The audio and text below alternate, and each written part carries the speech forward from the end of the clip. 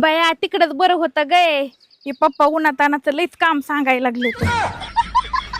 आता नवऱ्याचा कशाला फोन आलाय. Hi hello. ते ह्याची चावी कुठे कपाटाची? कपाटाची चावी ना ते आपलं बेडच्या साईडचं ड्रॉवर आहे ना तर तिथे खाली ते कागद असन बघा पांढऱ्या कलरचं त्याच्या खाली. त्याच्या आणि हे भांडे बिंडे घासून का नाही गेली? मी आता इकडं माहेरी आराम करायला आले ना मग काय तुमचं सगळं तिथं साफसफाई करून येऊ का? तुम्ही तुमचे भांडे घासा खायचं असलं का नाही तर उपाशी राहा. नाही मी रोज हॉटेलला जेवतोय.